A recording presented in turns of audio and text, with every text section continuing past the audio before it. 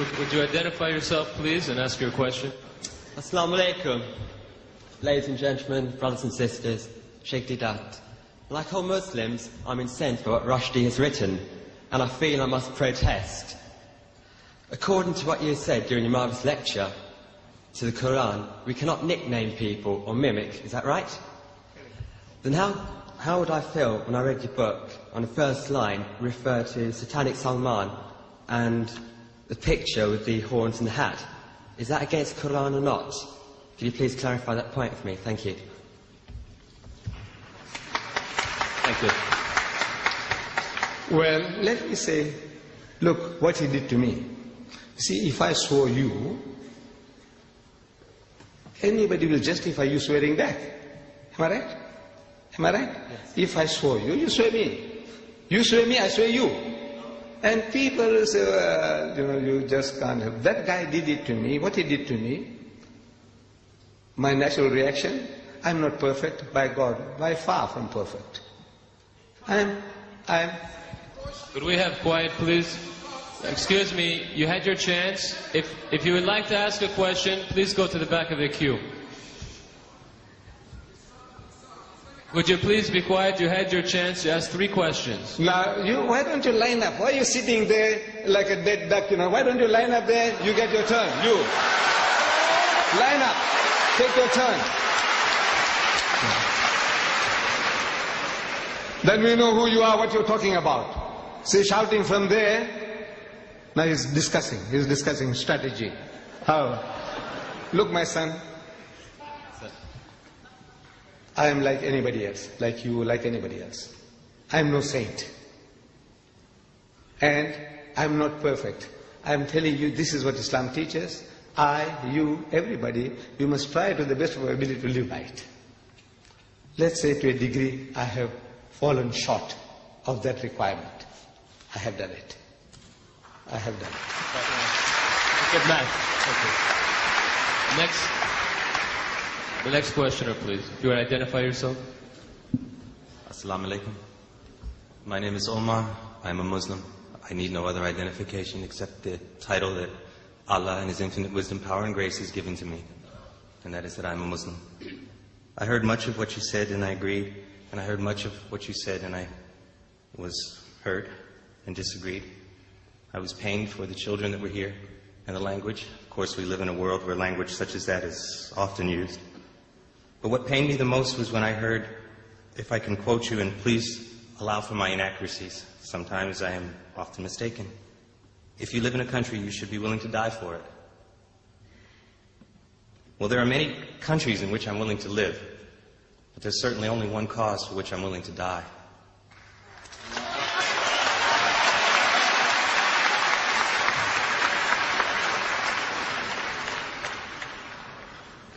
Please clarify yourself if you could. Yes. Thank you. You see, I made a statement that if a country is worth living in, it is worth dying for. I did say that. Islam teaches us that if you can't live, you can't practice your religion, you can't do things right, then you make hijrah. Allah tells in the Quran that His earth is vast. For provision, He will provide for you. Make hijrah and go.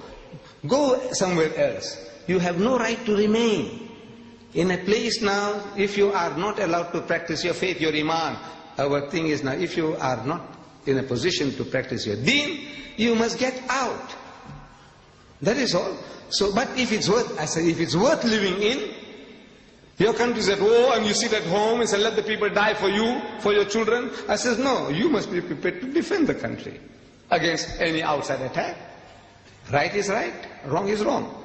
But you owe certain loyalties to your country. If you are in Pakistan, you have to defend Pakistan.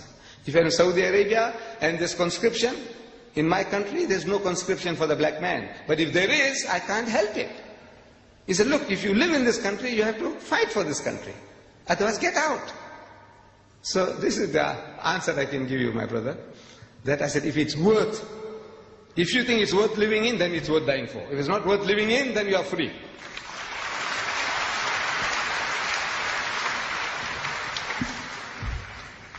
Assalamu alaikum. Brother Sheikh, in bracket Professor Deedat, in your opening speech earlier, you mentioned the course you took in South Africa relating to this satanic Salman.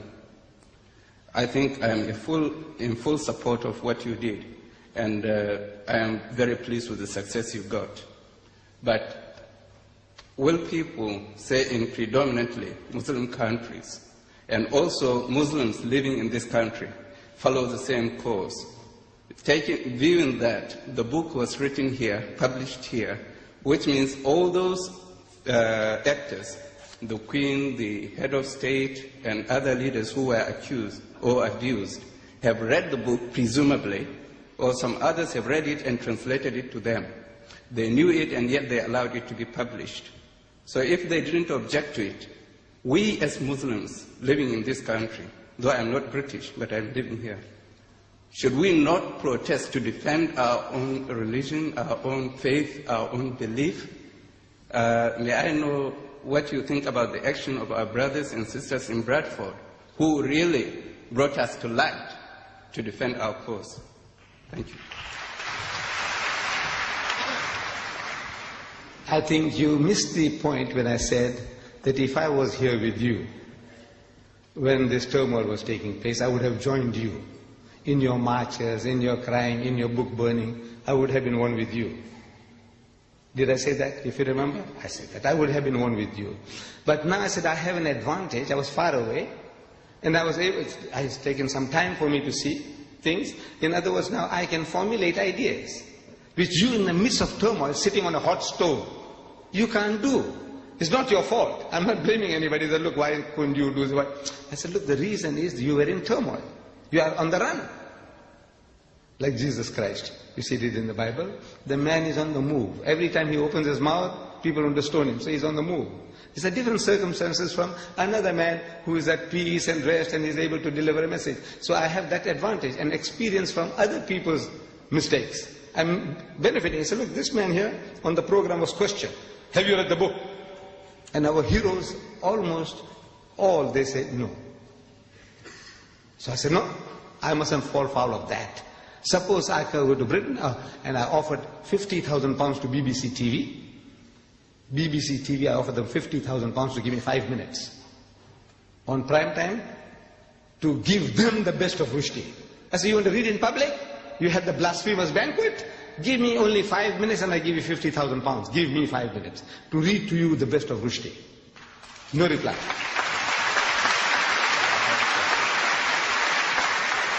I offered ABC and PBS TV in America $50,000 for 5 minutes.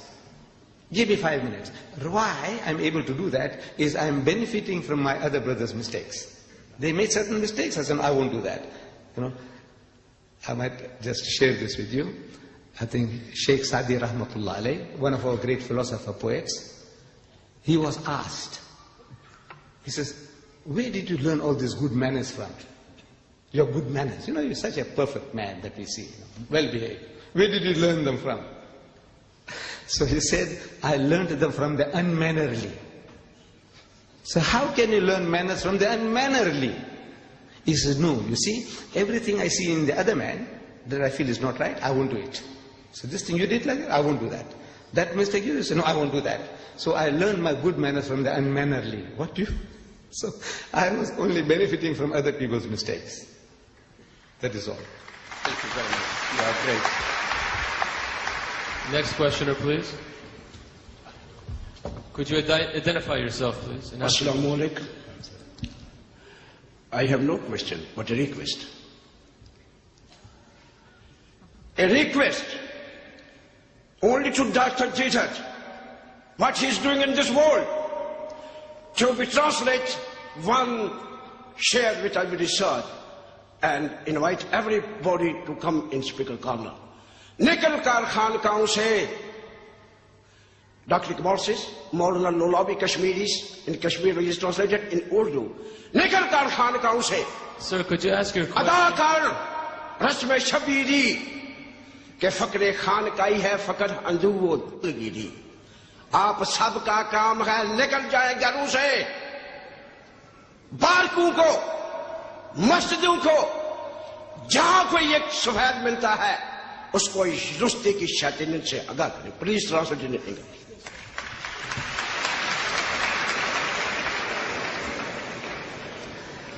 I'm not an Urdu Khan, but so a few words I understood was that instead of remaining in the monkeries and in your cloisters, saying tasbih and sitting down doing nothing, say get out and do some work. That is what is. In essence, that's the message.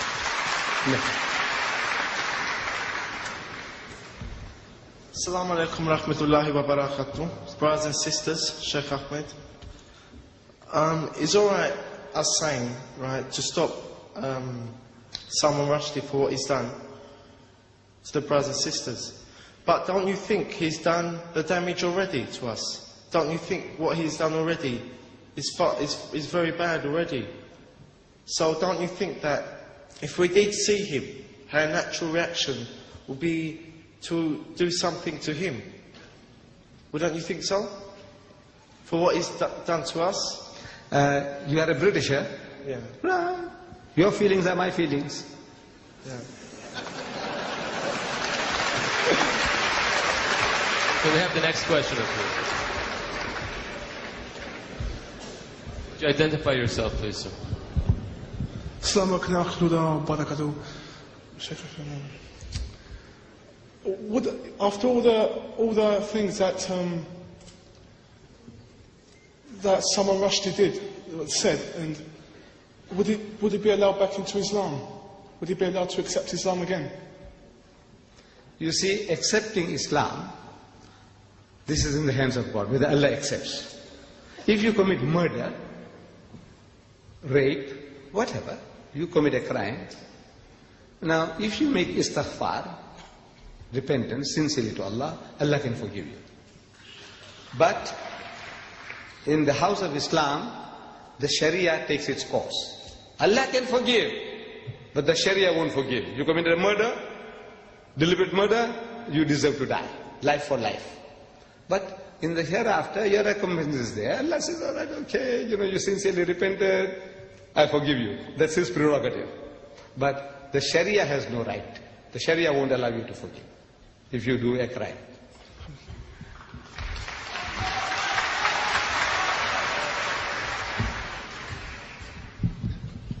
Assalamu alaikum wa rahmatullah. My name is Sayyida Kirmani and I'm a British Muslim, and this question is to you, Brother Deedat. You mentioned in your course of speech the Islamic punishment for adulterers and slanderers, but you haven't mentioned the punishment which says in the Quran for the blasphemy that Rushdie committed. And as a Muslim, and as far as my knowledge goes of the Quran, your approach to Rushdie affair is in contradiction of Holy Quran. My second question is... Now that was a statement. My second question is... That was not a question, that was a statement you made. Do you agree with this? What? Do you agree with my statement? What statement did you make? What did you say? In Quran, the punishment for blasphemy against the Prophet of Allah is quite different. It's either by death or by stoning or cutting arms and legs. And that's what it says in Quran. Right, I'll answer you, my sister. We were dealing with the subject, how Rushdie fooled the West. Now, this thing I was telling you is so vast that this one person or one time you can't deal with everything. I have dealt with this problem. Now, this will be the third tape. Third tape on the same problem. Should Rushdie die? The Islamic verdict. Should he? Should, that's the question. But now you have to get the tape. Can you tell us? Because we're all here. This is another lecture. You want me to deliver another lecture? Not just say No, wait. We started here at 2:30. It's 4:30 now. This will take another 2 hours. You want me to expound to you for 2 hours? Look, you can't just make statements. You have to get this tape. I'm only asking you if you agree with the Quranic punishment or you don't. I agree what the Quran says, and here we deal with it in total, 2 hours. So you agree with the Quranic punishment? How, as a Muslim, how can you disagree? That's all I want. I think that... Then further, again, should Rushdie die? Yes. The Judeo-Christian verdict. That's a different subject.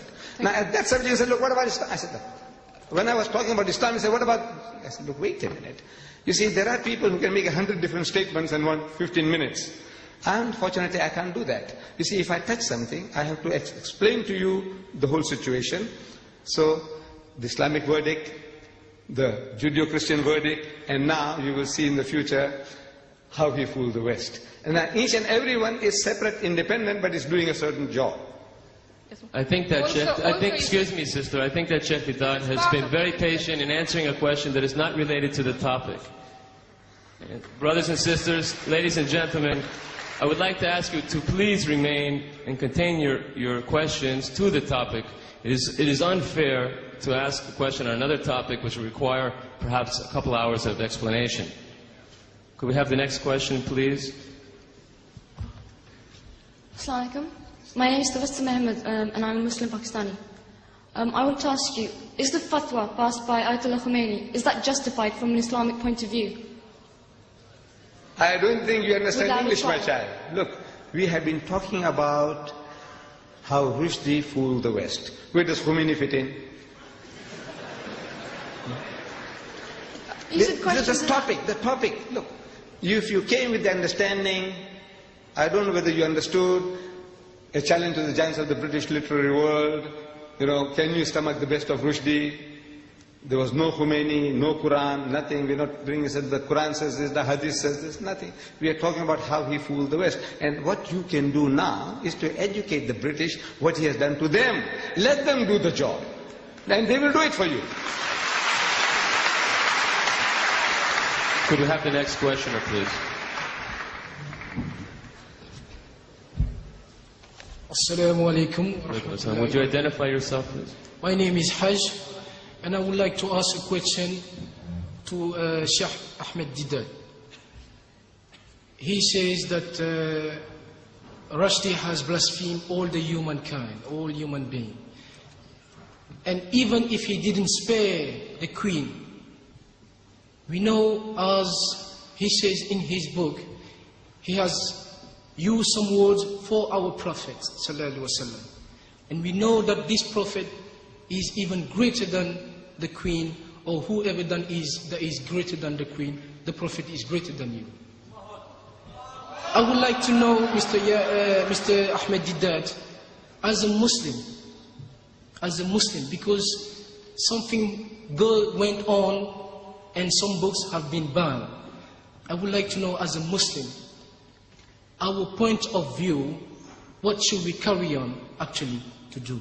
Because many questions, the real question that is to be asked is whether Salman Rushdie is a Muslim or he's not a Muslim.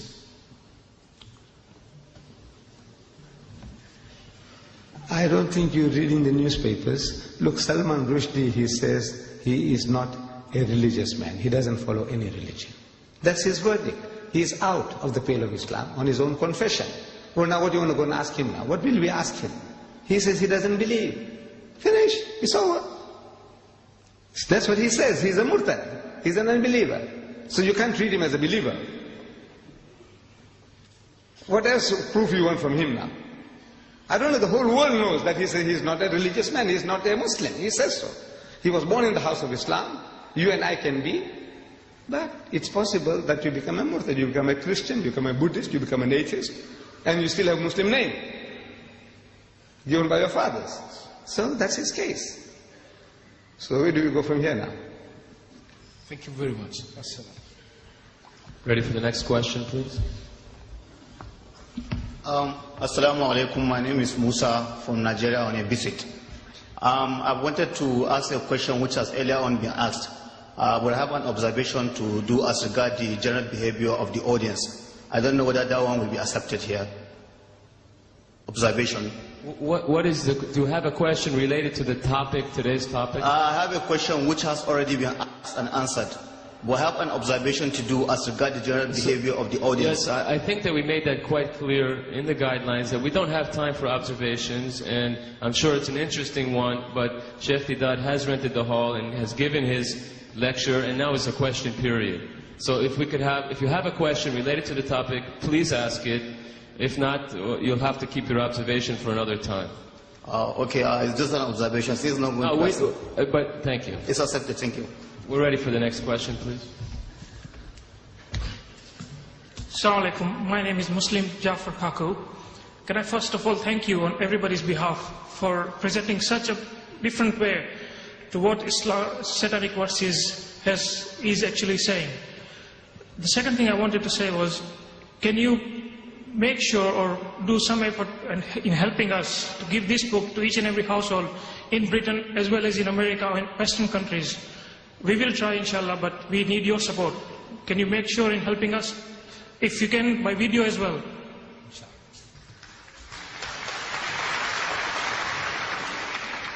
We are publishing 100,000 in Britain for free distribution, and another 100,000 in America for free distribution. I would like to see 1 million copies here and 1 million copies there. But now, I'm appealing to you that don't kill the goose that lays the golden egg. You see, don't kill us. What you do is, how much does this book cost each? Roughly 15 pence? Right. This costs 15 pence. Buy 10. Buy 100 at 15 pence each, so you don't kill us. And you give them out on your behalf. This is what you ought to do. So, that way you'll be helping us immensely. Because now I'm interested in publishing the 100,000, it's under print. But then I said, look, I want 1 million. Look, this book should be given out in the streets, in all the cities. Give them out freely. You buy them at cost price. If you can publish them yourself, cheaper, we are giving you an open order inside. We want no royalties from you, we have no copyrights, you publish it, you sell it, you distribute it free, no restrictions whatsoever. So if you want to do that, you can have that privilege as well. You can print it yourself, maybe it'll cost you 10 pence, maybe it'll cost you 5 pence. Go ahead and do it, but help us that way. Spread the book. Inshallah, we'll help you. But if you can start a fund or something just to publicize this book and the videos, I'm sure you'll get a lot of response from people who want to donate to this cause. No, we don't want donation. You just buy it yourself. If you have got no time, buy 100 copies only. Okay. For how many? 15 pounds. Thanks very much. Or something like that. Thank you.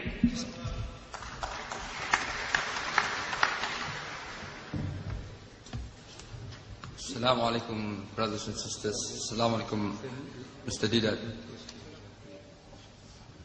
Yes, if we could have 2 more questions, please, and yours. Well, let's say 3 questions, 2 more questioners after you. Mr. Deedat, first of all, last year, November, some Muslim scholars, Muslim ulama, did contact the British government in connection with this book. So, like you did in South Africa, some scholars and some ulama tried to do it here, but they were unsuccessful through their Democratic Party. Secondly, you say Salman Rushdie, how he fooled the West. Well, all Muslims that are here are in the West, and they are part of the West. And as you have briefed us on how he has said abusive words to people, there's a lot of people here that are non-Muslims, and it is mainly on, you never use the word why they insulted Prophet Muhammad sallallahu alaihi wasallam. The abusive language that he used and the technique that he used, he did not use the word Muhammad. Can you explain to me why you never brought up that word Muhammad? And this, maybe you can give it to me better, I don't know. My brother, you see, I have discovered there's a wrong policy. Our policy now is wrong. He said, you know what he called my mother? You know what you're doing? You're spreading it now. Look, the thing has spread enough, it has harmed us enough. 40 Muslims have died, women have been widowed, children orphaned, and now I'm going to say, you know what he called my mother? You know what he called my Nabi? You know what? What the hell? I said, forget it, man. That's a thing of the past, we have paid enough price for that. Now we say, look, you, sir, what he's doing to you? Forget about what happened to us. Because you crying about yourself is making the guy happy. But you must Why be a fool? You are a fool when you say, now talk about yourself because he's feeling happy. He said, right, he did it to you. Forget that. That's a thing of the past. I know how I feel, how you feel. Because you must understand that there is non-Muslims also here. That's why they wanted to know why we... Don't waste time. Don't waste time. Go for the kill. Before we have the last two questions, I would like to take this opportunity, of course, to thank Sheikh Ahmed Deedat for all this time that he has given us. I'd also like to thank the organizers, Brother Shamshad Khan of the Islamic Propagation Center International, and members of his team who have worked so relentlessly, especially Brother Khadim Hussein, Brother Saeed, and Brother Majid Dodi, to make this event a success. Okay, if we could have the next questioner, please. Yes, if everyone after the last questioner can really go and sit down, because we just don't have any more time to answer your questions. Yes, this is the first one, and there is one person after him. And everybody, I'm sure, it's so nice that you do have questions, but unfortunately we have to have some time to cut off the program. So there will be two more questions, this gentleman and one more, and the rest, if you could please sit down, and perhaps we'll have there will be other programs this week, and your questions perhaps will be answered at those. Yes, sir? My name is Mohammed Salim Dadabhai. I wanted to ask Ahmed Deedat is why the Saudi government and the rest of the Arab world did not support the Iranian in order to stop these Salman Rushdie books.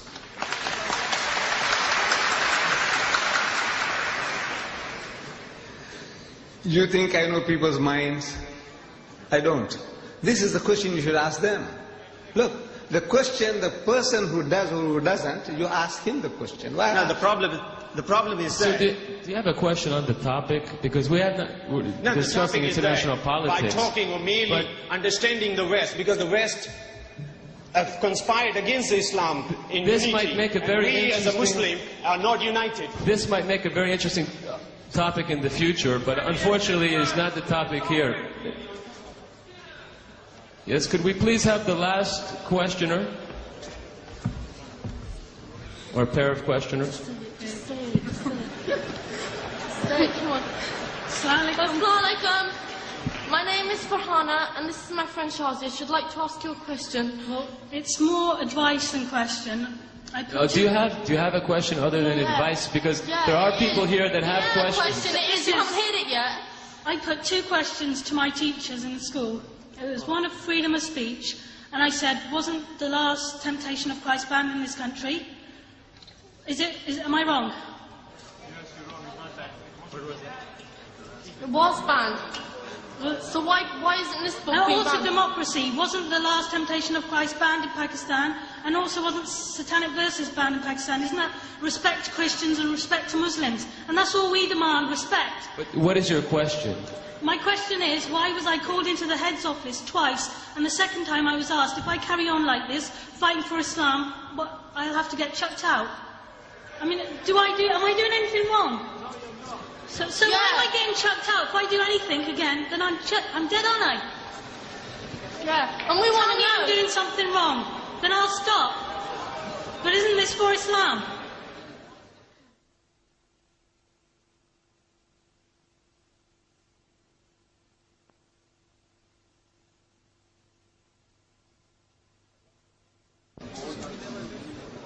I would like to wish each and every one of you, ladies and gentlemen, brothers and sisters, Assalamu alaikum wa rahmatullahi wa barakatuh.